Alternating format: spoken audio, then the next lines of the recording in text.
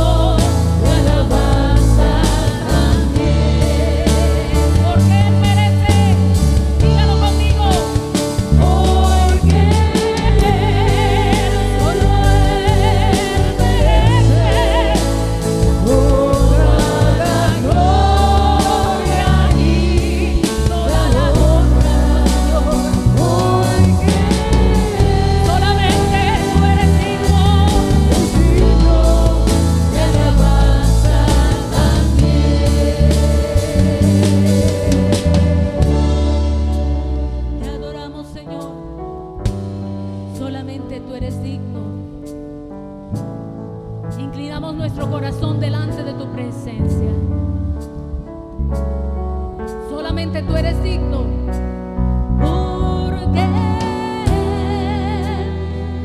solo Él merece toda la gloria y toda la honra.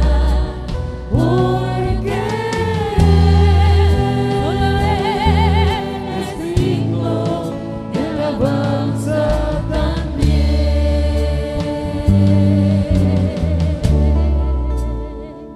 Te adoramos, Señor. Gracias porque nos permites presentarnos delante de ti. Gracias, Padre, por tu bendición. Gracias. Queremos alabarte y glorificar tu nombre. Gracias te damos, Señor, porque podemos glorificarte a ti. Te damos honra y gloria a ti. Te invito a que allí donde estás, exaltes la presencia del Señor en este lugar y allí acompañándote en tu casa, porque el Señor está presente. Adórale, alábale en espíritu y en verdad. Amén.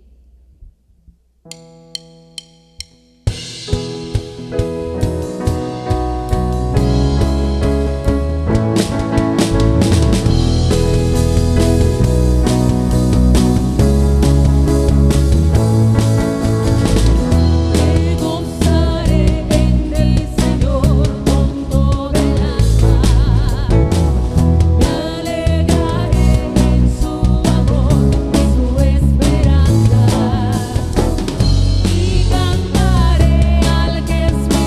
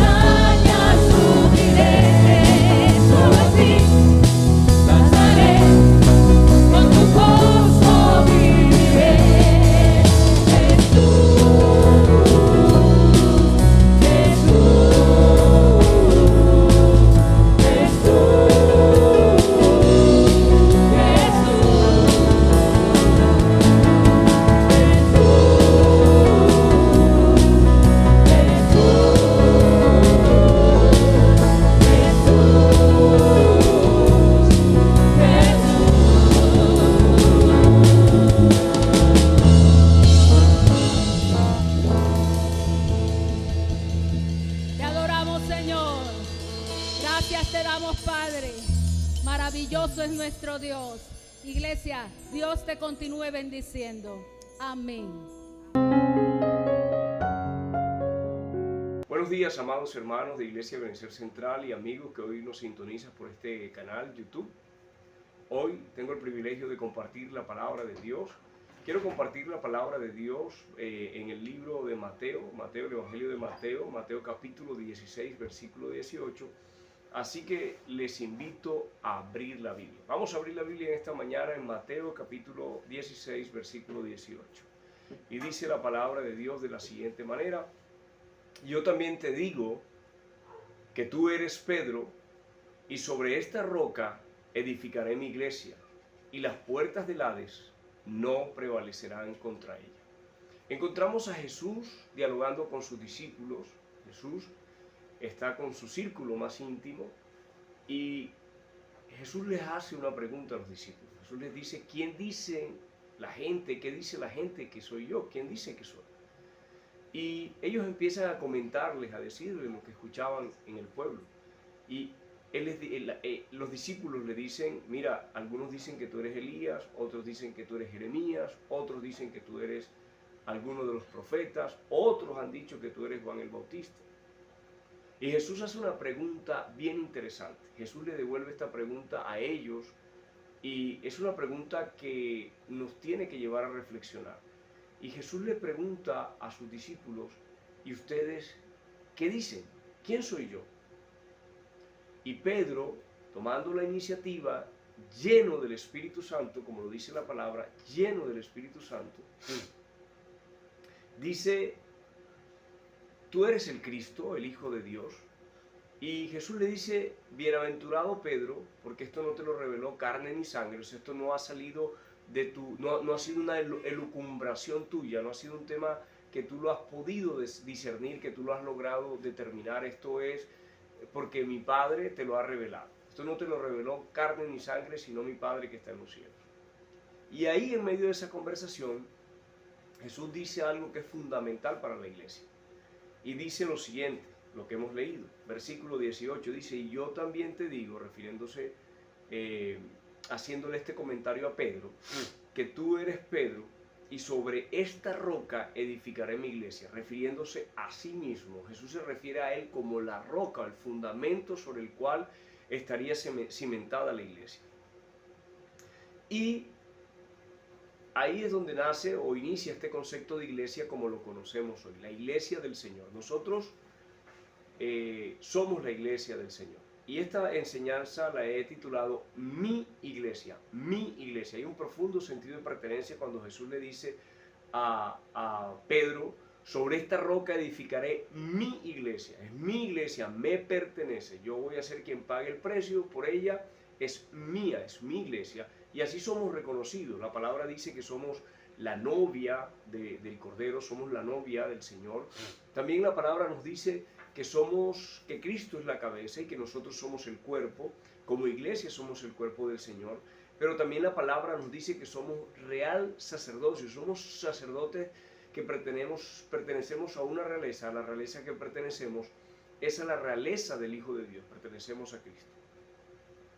Jesús es la roca, se hace llamar como la roca, la piedra angular, el fundamento sobre el cual se debe edificar la iglesia. No existe, no hay otro fundamento sobre el cual se pueda sobreedificar o edificar la iglesia. Esta palabra iglesia viene del griego eklesia, que traducido, ¿cierto?, significa lo que es llamado. Y en el Nuevo Testamento aparece esta palabra eclesia 115 veces, de las cuales 3 veces significa asamblea. Digamos que hay una gran asamblea, y era un término también utilizado, en este caso se utilizó cuando hubo asambleas, había una gran asamblea, pero en las otras 112 veces se refiere a la iglesia del Señor. Por eso también dentro de este significado nosotros hoy conocemos denominaciones que se llaman asambleas de Dios, la iglesia de Dios, refiriéndose al origen de este término.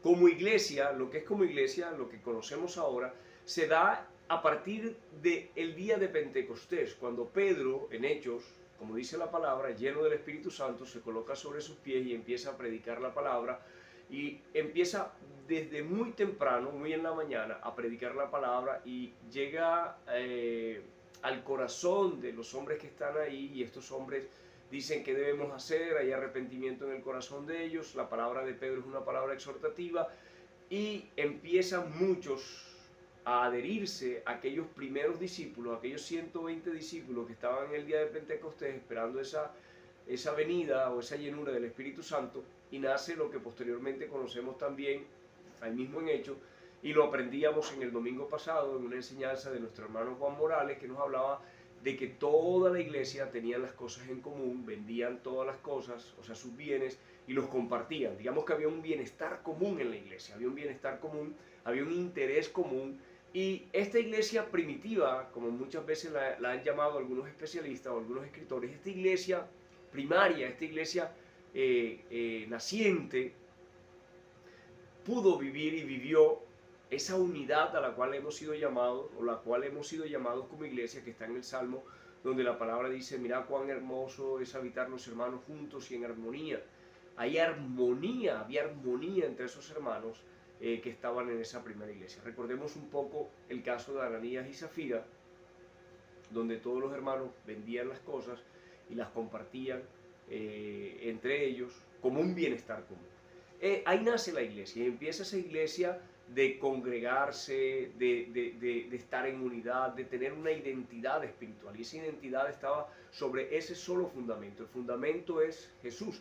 La palabra dice que Él es la roca, o es la piedra angular que desecharon los edificadores, y como esa piedra angular que desecharon los edificadores, esa piedra angular pasó a ser el fundamento de la iglesia. ¿Y quiénes eran los edificadores? Los edificadores eran los sabios, los entendidos de la época. Ahí nace la iglesia, y el fundamento es Cristo. La iglesia se sigue desarrollando a lo largo. Nosotros vemos que la iglesia va creciendo en todo lo que es el Medio Oriente, lo que es Asia y lo que es Europa, y esa iglesia se desarrolla y crece dentro del Imperio Romano. Recordemos que Jerusalén y todo Medio Oriente y parte de Europa, o toda Europa, estaba siendo dominada por el Imperio Romano.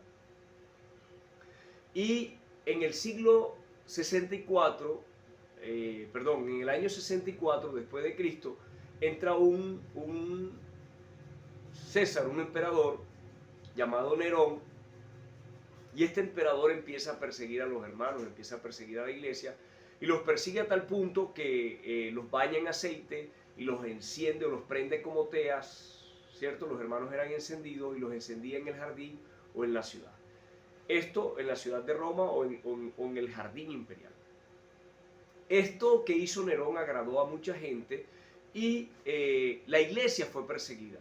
Sin embargo, el Señor dice que las puertas del infierno, las puertas del Hades, las puertas de la muerte no van a prevalecer frente a la iglesia. Hay una promesa, porque el fundamento, la roca, el principal fundamento de la iglesia, que es Cristo, si permanecemos cimentados sobre Él, si estamos cimentados sobre Él, podemos avanzar confiadamente en que obtendremos la victoria en medio del sufrimiento y aún en medio de la persecución. Entonces, la iglesia como la conocemos hoy en día nace en esa primera iglesia que se está formando, que se forma. Pero este emperador Nerón, que inició este tipo de persecución hacia los hermanos, fue imitado por otros emperadores. Por ejemplo, hubieron emperadores como Domiciano, Marcus Aurelio, Diocleciano, y otros continuaron este tipo de prácticas de perseguir, de maltratar a los hermanos de la iglesia. Sin embargo, estos hermanos tenían una característica: eran hermanos que permanecieron firmes, no negaron al Señor y murieron aún perdiendo sus vidas o en medio de la muerte. Nunca dejaron de permanecer confiados en las promesas que habían recibido por parte del Señor Jesús, fortalecidos a través del Espíritu Santo. Esta enseñanza la he titulado Mi Iglesia, o sea, la iglesia. ¿Qué somos nosotros? Nosotros somos la iglesia de Dios. Yo al principio decía que somos la novia del Cordero, somos el cuerpo de Cristo, pero como iglesia hay tres aspectos sobre los cuales voy a tocar hoy. El primero es el fundamento de la iglesia. El fundamento de la iglesia es Cristo. El segundo es el propósito de la iglesia, cuál es la gran misión o la misión de la iglesia.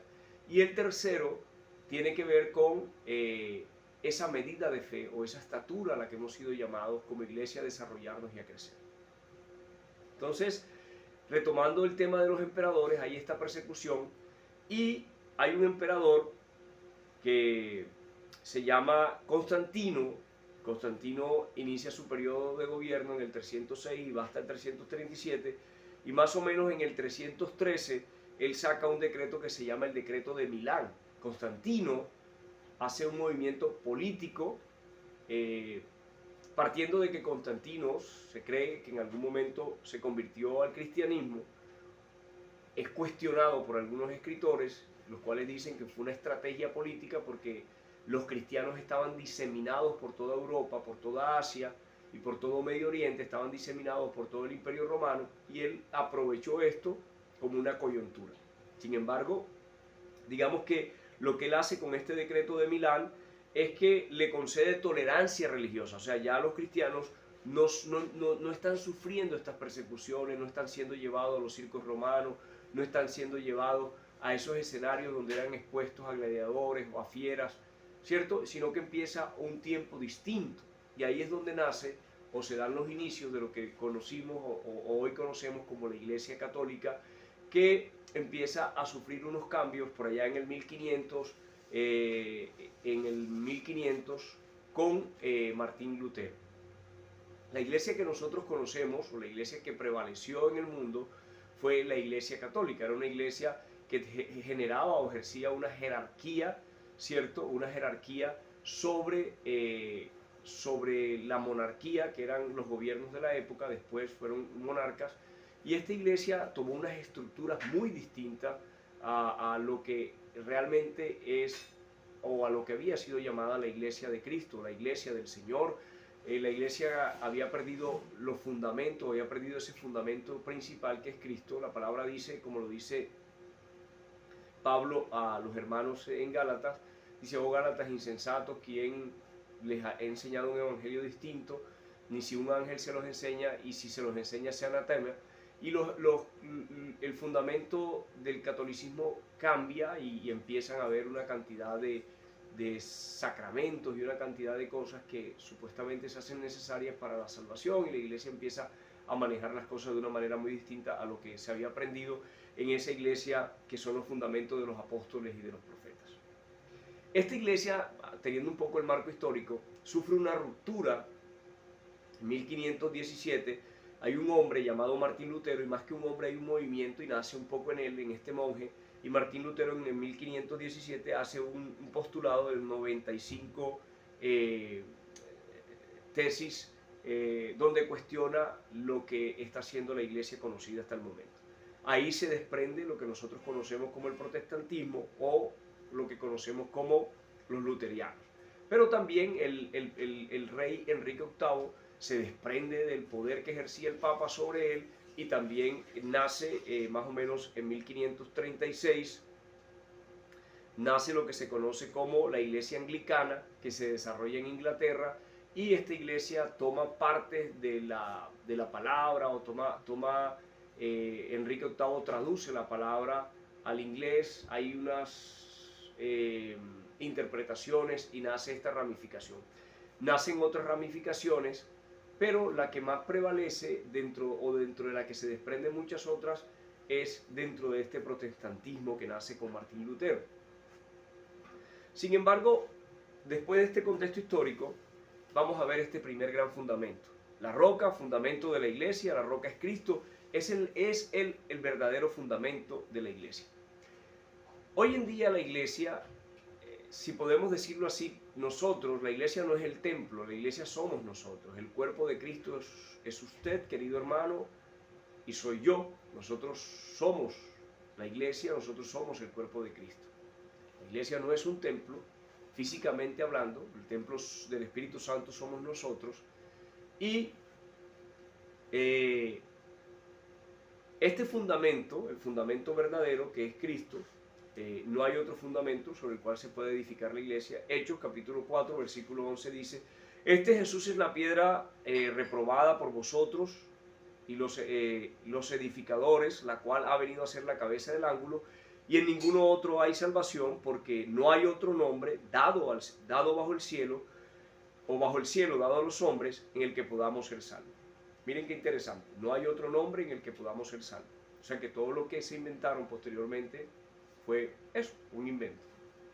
Sin embargo, la iglesia hoy en día, en la actualidad, ha sufrido mucho, y ha sufrido mucho porque tal vez hemos llegado a una zona de confort como tal, hemos llegado a una zona de confort y hemos dejado de mirar ese fundamento, y hemos puesto los ojos en los hombres, hemos puesto los ojos en los líderes, hemos puesto los ojos en aquellos que se han autodenominado, autollamado profetas, o se han autodenominado apóstoles, o han desarrollado mega iglesias y han empezado a predicar un evangelio que va más direccionado a un bienestar material, a un bienestar físico, a un bienestar en este mundo, y no a un tema que tiene que ver con la santidad, con la salvación, con el desarrollo y el crecimiento de Cristo en nuestro carácter. La iglesia hoy ha sufrido, y es una iglesia pobre, si podemos decirlo así, en cuanto al fundamento. Hay mucha gente que está congregándose, que va a las iglesias, pero que no conocen la palabra, que no están conociendo a Jesús, que no tienen una mayor relación con Jesús, que es el fundamento principal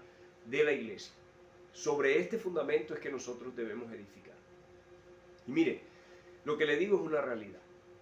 Hoy encontramos iglesias con doctrinas que son herejías tan distantes de la palabra, y tenemos que tener mucho cuidado, y nuestro pastor ya nos ha advertido acerca del internet, de lo que bajamos, de lo que consumimos, de lo que está llegando a nuestros hogares a través del internet, hablando desde el punto de vista religioso o espiritual, porque hay mucha contaminación, hay mucha herejía que se mete sutilmente, y hoy lo vemos que el bienestar, como lo decía, el tema económico, el dinero, la plata, y el tema material se termina convirtiendo en lo más importante, donde eso dista kilómetros luz de lo que el Señor nos ha dejado a través de la palabra.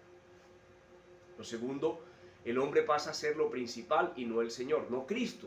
En esta carencia y en esta flaqueza de la iglesia como tal, los líderes han terminado ocupando un espacio donde ellos son los protagonistas. Por ejemplo, vemos esas megas iglesias donde encontramos, o no mega iglesias, incluso hasta iglesias pequeñas, donde encontramos una valla, una pancarta enorme, donde se anuncia al pastor, se anuncia a la esposa, a la pastora, se anuncia los estudios que tiene, que es teólogo, que tiene estudios en divinidades, que tiene un magíster en profundidad. Bueno, tantas cosas que realmente terminan estas iglesias comunicando a su líder, y así lo proyectan. Es la persona de ese líder la que mueve el corazón de la iglesia.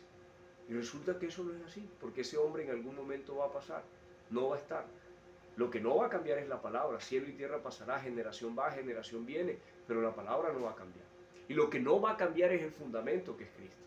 Por eso es tan importante saber dónde tenemos encallada o puesta nuestra mirada. Iglesia, estamos en un tiempo donde, como la iglesia del Señor, tenemos que vigilar, ser vigilantes de que el fundamento sobre el cual está puesta nuestra fe sea Jesucristo. Mire, estamos tan cómodos que muchas veces vamos hasta distraídos a los servicios, vamos desobligados a los servicios, incluso nos llegamos hasta a dormir en los servicios. Y eso no puede ser, por las razones que sea, porque el día anterior trasnochó, porque tuvo una obligación, pero eso no puede ser, porque yo no me imagino que usted en su oficina, en su lugar de trabajo, usted se duerme. Y si el lugar de trabajo, su jefe o su oficina merece respeto, cuanto más la casa del Señor. Estamos tan acomodados que necesitamos nosotros volvernos a colocar sobre ese fundamento y ser diligentes y vigilantes. La palabra dice en el Salmo 61, y esto lo expresó David, dice: llévame a la roca que es más alta que yo. Esto da seguridad. La roca, cuando hablamos de la roca, representa en sentido figurado esa estabilidad, esa firmeza, esa capacidad de resistencia, esa solidez. Eso significa la roca. David lo entendió y lo expresaba así: llévame a la roca que es más alta que yo. Primera de Corintios, capítulo 3, versículo 11 dice: pues nadie puede poner otro fundamento que el que ya está puesto, el cual es Jesucristo. Mire, hermano, ningún otro fundamento, ni el líder, ni ningún otro, ni movimiento, ni nada, por mucho que el pastor o los líderes de la iglesia piensen que eso es lo que conviene. Hay mucha influencia del mundo, hay mucho marketing o mucho mercadeo del mundo para tratar de llenar las iglesias, para conseguir almas, pero no es así. El Señor, ese no fue el fundamento que estableció el Señor. Isaías capítulo 28, versículo 16 dice: por tanto así dice el Señor, Dios, he aquí pongo por fundamento en Sión una piedra probada, angular, dice la palabra de Dios, preciosa, fundamental, bien colocada. El que crea en ella no será perturbado, no será avergonzado. El que crea en ella es una piedra preciosa, es una piedra fundamental, es una piedra esencial, es necesaria. Está bien colocada, la colocó el Señor, la colocó el Padre. Entonces, nosotros no tenemos que buscar otro, no salirnos de este fundamento.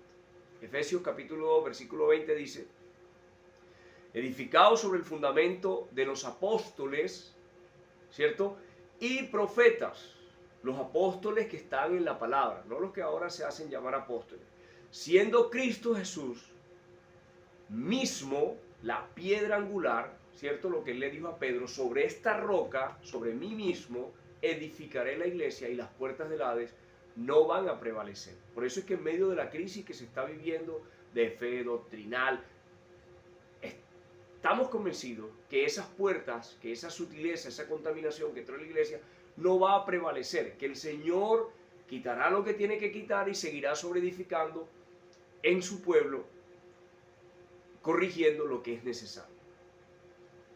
Timoteo capítulo 2 dice de la siguiente manera, 2:19: no obstante, el sólido fundamento de Dios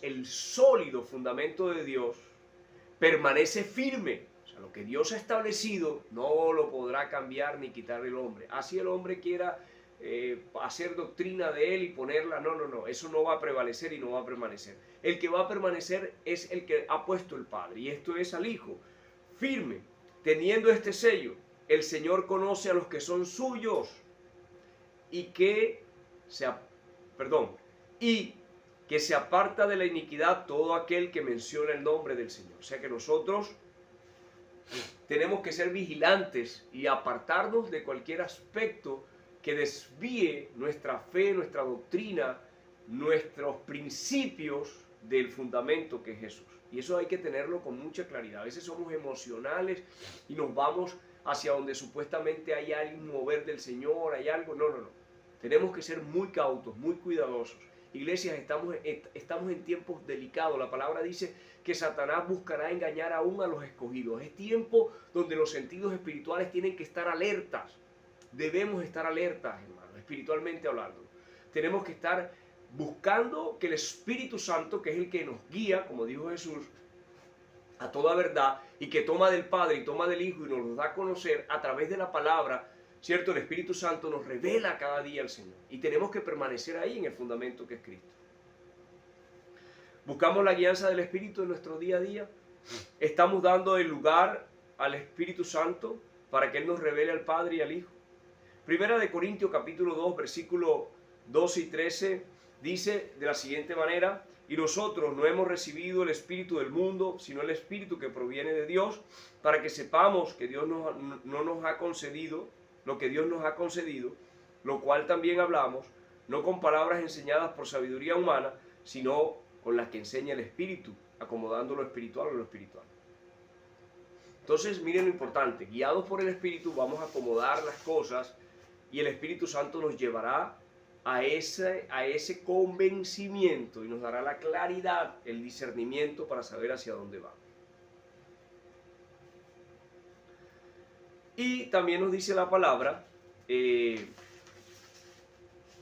Pablo, refiriéndose al conocimiento, y yo digo, como decía al principio, que hemos puesto a los líderes, y hay iglesias que se sienten muy orgullosas de la sabiduría, de la elucubración de sus líderes, y resulta que esa elucubración o esas capacidades, si no están puestas de manera firme, anclada en el Señor, no sirve de nada. Pablo dijo que él había estimado todo el conocimiento que poseía que había adquirido a los pies de los maestros de Gamaliel y de muchos otros maestros que le habían enseñado, lo había estimado como basura, lo había estimado como estiércol, para abrirse y darse en esa búsqueda del Señor. Y recordemos que Pablo dice la palabra que él no va a donde los apóstoles, sino que en los primeros años él se dedica a conocer y a buscar y entender eso que le había sido revelado en el camino a Damasco. A conocer a Cristo, el fundamento. Es ahí donde tenemos que estar nosotros establecidos. Y Pablo dice que cuando él va a Corintio, él dice que no fue con sabiduría humana, me propuse a no saber nada entre vosotros, cosa alguna, sino a Jesucristo y a este crucificado. ¿Cierto? Jesucristo y este crucificado. Miren el poder del mensaje de Pablo. Marcos Vidal, que es un cantante español, que creo que muchos de ustedes han escuchado canciones de él a través de la emisora, o han comprado alguna vez música de él, o la han bajado. Marcos Vidal comenta y dice que Pablo estimó el conocimiento, ese conocimiento como nada, el conocimiento que había adquirido por abrazar el conocimiento del Señor. Pero que hoy en día hay muchos hombres escarbando, buscando cosas en ese cesto de basura en lo que en algún momento tuvimos que haber desechado para obtener y tener identidad. Y eso sucede cuando perdemos el foco. Nuestra identidad es Cristo, nuestra identidad es la roca. Si tenemos esta identidad no tendremos que buscar algo afuera para sentirnos complementados o sentirnos seguros o sentirnos con valía. No, no, no. La valía nuestra nos la da el Señor. ¿Vale? Y es muy distinto a lo que el mundo ofrece. El punto 2, el punto 2, la labor de la iglesia. ¿Cuál es la labor de la iglesia? Sería la gran pregunta. Entonces, esta pregunta obtenemos la respuesta en varios pasajes de los evangelios, pero yo voy a tomar un pasaje particular. Dice que está en Mateo, capítulo 28, versículo 20, y la palabra, el 19 y 20 dice, por tanto, id y haced discípulos. Esto le está diciendo Jesús, ya ha resucitado, a sus discípulos, dice, por tanto, id, haced discípulos a todas las naciones, bautizándoles en el nombre del Padre, del Hijo y del Espíritu Santo, enseñándoles que guarden todas las cosas que os he mandado. Y aquí yo estoy con vosotros. ¿Con quién? Con la iglesia, ¿cierto? Que tiene esta gran comisión. Esta comisión la tenemos nosotros. Yo estoy con vosotros todos los días hasta el fin del mundo. Amén. Esta es la gran comisión. ¿Lo estamos haciendo? Es la gran pregunta. ¿Estamos haciendo la gran comisión? ¿Estamos predicando la palabra? Hay una labor que debemos hacer y es compartir el evangelio. Hablar las buenas nuevas de salvación. Mira, la palabra dice, mira cuán hermosos son los pies de los que anuncian las buenas nuevas. Hablar de la roca, el fundamento. Hablar del punto 1.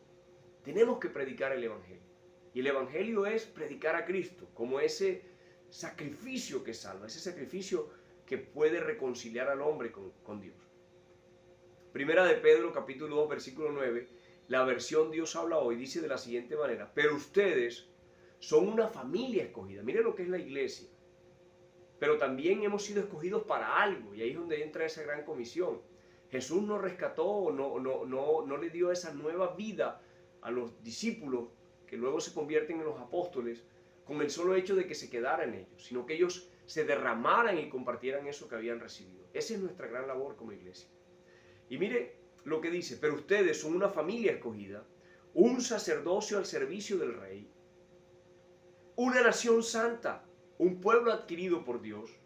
Y esto es así, para que anuncien las obras maravillosas de Dios, el cual los llamó, ¿cierto?, a salir de la oscuridad para entrar en su luz admirable. Otra versión dice, para salir de las tinieblas al reino de su luz admirable, o salir de la oscuridad, como dice esta versión, ¿cierto?, para entrar en su luz maravillosa.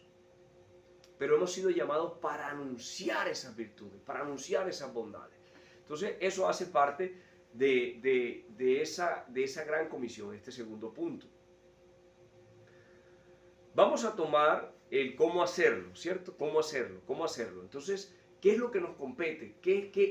¿Cómo puedo compartir ese evangelio? ¿Cómo lo puedo compartir correctamente? ¿Cómo puedo ejercitarme en llevar esa palabra? Entonces, el apóstol Pablo, y vamos a tomar este pasaje como el cómo debemos hacerlo. El apóstol Pablo el apóstol Pablo le estaba hablando a Timoteo en Timoteo, segunda de Timoteo, capítulo 4, versículo 1 al 3. Recordemos que aquí estamos en la gran comisión. Ya hemos visto que hemos sido llamados de las tinieblas para compartir esas virtudes de aquel que nos llamó, y hay una encomienda que nos hace Jesús. Pero también Pablo le dice a Timoteo, que es la iglesia, o sea, nos está diciendo a nosotros en esta mañana, también en este día, que como iglesia el cómo lo vamos a hacer. Entonces dice: te encarezco delante de Dios y del Señor Jesucristo, que juzgará a los vivos y a los muertos en su manifestación y en su reino, que prediques la palabra, que instes a tiempo y fuera de tiempo, redarguye, reprende, exhorta con toda paciencia y doctrina, porque vendrán tiempos cuando no sufrirán la sana doctrina, sino que teniendo comezón de oír se amontonarán maestros conforme a sus propias concupiscencias y apartarán de la verdad el oído y se volverán a las fábulas. Y no estamos lejos, estamos en tiempos donde hay muchas iglesias que no predican la palabra y lo que predican son fábulas, literalmente. Hay un desconocimiento, hay un analfabetismo de la palabra, y muchos líderes, muchas personas que están al frente de las iglesias terminan predicando unos mensajes muy escuetos. Te encarezco delante de Dios y del Señor Jesucristo. Pablo coloca dos grandes testigos, coloca al Padre y coloca al Hijo. Le está encareciendo, y esta palabra encarecer tiene unas connotaciones bien interesantes. Esta palabra encarecer tiene unas connotaciones interesantes, y ya vamos a ver esas connotaciones. Encarecer significa primeramente testificar exhaustivamente, o sea que usted y yo tenemos que hacerlo hasta el punto en que nos agotemos y nos cansemos. Y quiero decirles que yo me sentí exhortado cuando estaba preparando esta enseñanza, o sea, se los confieso, pensé que estaba haciendo algo, y en lo que al mirarme en este espejo, definitivamente hace falta mucho sentido de trabajo y de pertenencia en este aspecto, por lo menos en mí. Significa primeramente testificar exhaustivamente, dar solemne testimonio. También se emplea hoy con el significado de pedir o rogarle algo a alguien, con insistencia o empeño, un sentido equivalente a rogar encarecidamente. Entonces Pablo le está diciendo aquí: te encarezco, casi un ruego que le hace Pablo a Timoteo, que prediques la palabra. ¿Qué es lo que hay que predicar? La palabra. ¿Por qué se predica la palabra? Porque la palabra nos va a revelar a Cristo. ¿Y cuál es el sentido de predicar la palabra? Es llevar el evangelio a aquellas personas que están cautivas, que están siendo esclavizadas por el enemigo, que viven en delitos y pecados como estábamos nosotros un día.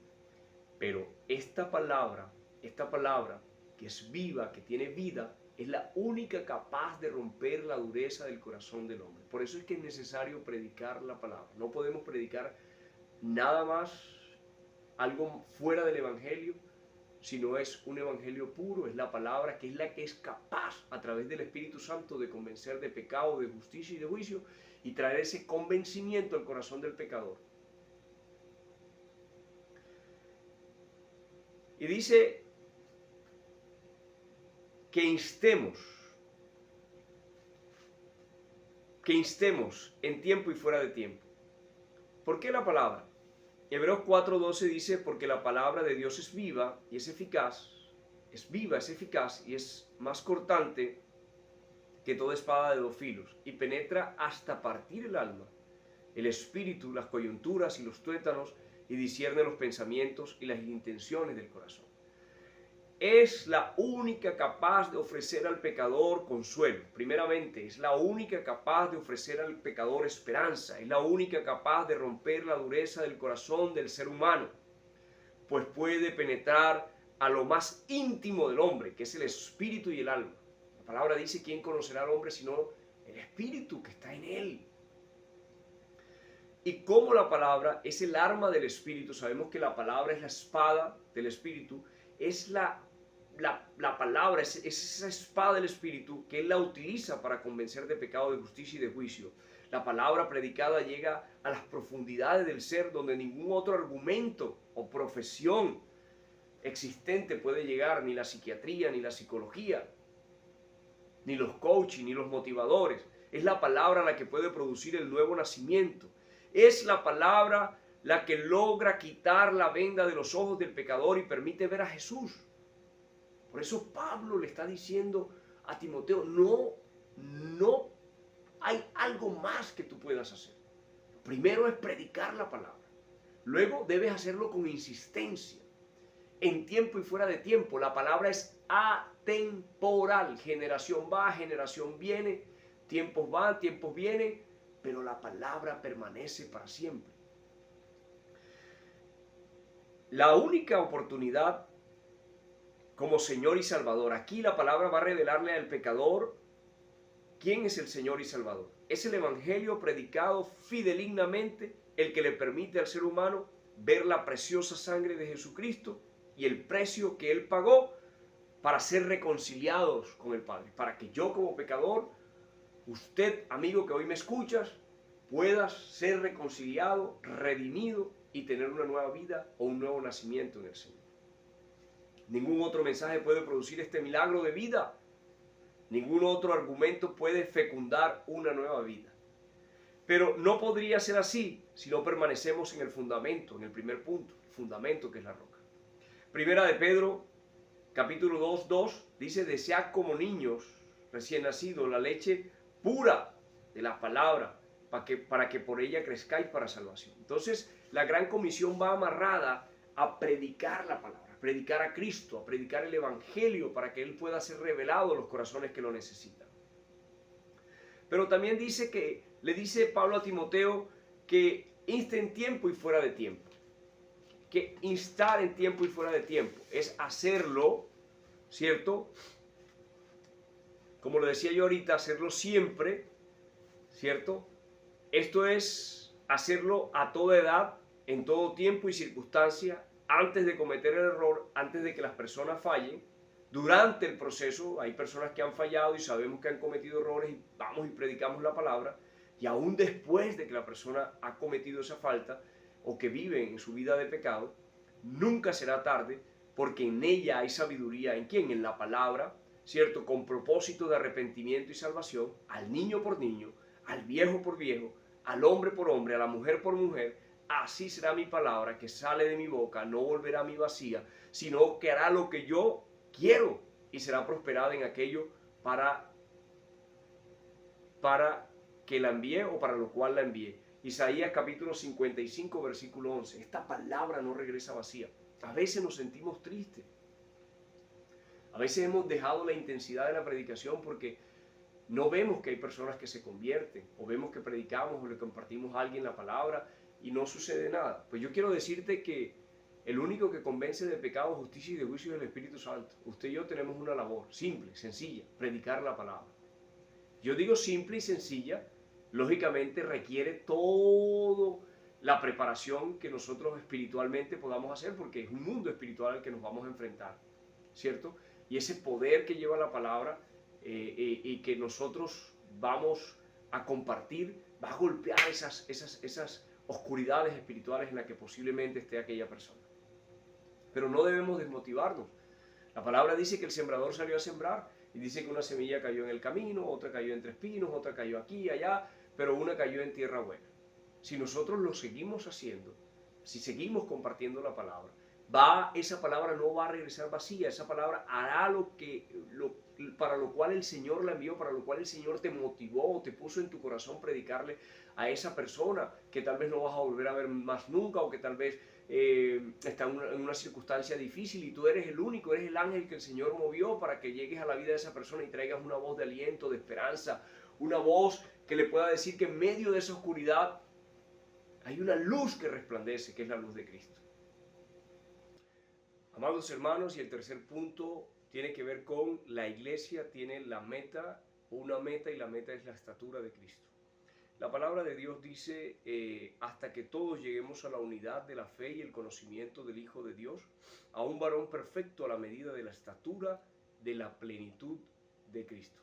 El tercer punto, importantísimo, como iglesia tenemos una meta, vamos en este peregrinaje, como dijo el apóstol Pablo, vamos en este caminar, proseguimos hacia la meta, hacia ese supremo llamamiento, y a la medida que vamos en ese proceso de santificación, el Espíritu Santo va ayudándonos, pero el Señor va formando, va esculpiendo en nosotros el carácter de Cristo. Cada vez que avanzamos en el día a día, el Señor esculpe en nosotros a través de las pruebas, a través de cada uno de los procesos por los cuales pasamos, a veces en los que tenemos que humillarnos, aunque duele, va formándose el carácter de Cristo. A la medida en que asumimos nuestras relaciones, a la medida en que bajamos la guardia con nuestra esposa, a la medida en que decidimos confiar y esperar en el Señor, Él va formando el carácter de Cristo en nosotros. Pero el versículo 12 de este mismo pasaje dice: a fin de perfeccionar a los santos para la obra del ministerio, para la edificación del cuerpo de Cristo. Y hablábamos de compartir la palabra, pero a la medida en que nuestros pastores nos enseñan, a la medida en que los líderes que enseñan en esta iglesia nos dan esa doctrina, ese fundamento en el que estamos cimentados, eso va haciendo que el cuerpo de Cristo, que somos nosotros la iglesia, que somos la novia del Cordero, nos edifiquemos y crezcamos cada vez más hacia esa estatura del varón perfecto. Por eso es que es necesario permanecer en ese fundamento, en la doctrina del Señor. Y crecemos y buscamos siempre imitar a Cristo en nuestro caminar. Y no es aprender pasajes o versículos, como lo aprendíamos esta semana en la palabra que nos compartió el pastor. Es hacer que esos versículos se hagan vivenciales en nosotros, que la palabra cobre vida en mi actuar, que la palabra cobre vida en la manera en que yo me relaciono, me comporto, interactúo con otras personas. Caminamos hacia la estatura del varón perfecto, que es Cristo, es la medida de fe que el Señor ha puesto para nosotros. Querido amigo que hoy me has escuchado, quiero decirte que el Señor te ama. La palabra dice que cada día, cada mañana son nuevas sus misericordias. Hoy el Señor ha presentado esta palabra, la ha presentado con amor porque nos ama profundamente y a ti te ama, querido amigo, amiga que hoy me escuchas, y quiero decirte que Él tiene los brazos extendidos, que hoy hay una oportunidad para ti, una oportunidad de salvación al recibir, al aceptar a Jesús como el Señor y Salvador tuyo a través del sacrificio que Él hizo en la cruz. Hoy te invito a que lo recibas. Hoy te invito a que abras tu corazón. Hoy te invito que le digas: Señor, yo quiero que entres a mi vida, que entres a morar conmigo. Quiero aceptar esa sangre preciosa que derramaste en la cruz del Calvario como la paga por mis pecados. Quiero que mi nombre esté escrito en el libro de la vida. Quiero que mudes mis tiempos. Quiero que hagas algo diferente conmigo. Quiero creer en esas promesas que están escritas en la palabra. Quiero cimentarme sobre ese fundamento que es la roca, que es Cristo, y quiero pertenecer al cuerpo tuyo. Quiero pertenecer a la iglesia. Díselo hoy en esta mañana. Y estaremos abiertos para que te puedas comunicar a los teléfonos de la iglesia que van a aparecer hoy acá, para que podamos darte la orientación. Y te invitamos a la iglesia Benecer Central, que está en la ciudad de Valledupar, también a la dirección que va a aparecer aquí, para que puedas congregarte juntamente con nosotros y hacer parte de esta, la iglesia del Señor. Y recordemos que las puertas del Hades no van a prevalecer frente a la iglesia. Amado hermano, démosle gracias al Señor por esta palabra que nos ha permitido hoy compartir y recibirla. Y le decimos al Señor: Señor, gracias por tu palabra. Gracias por esa palabra que es viva y eficaz. Gracias por la paz y la fortaleza que ha traído esta palabra a nuestras vidas. Gracias por la exhortación que ha traído esta palabra. Ayúdanos, Señor, a permanecer en ella, a compartirla y a vivir como tu iglesia, como la novia del Cordero. En el nombre de Jesús te damos gracias, Padre. Amén.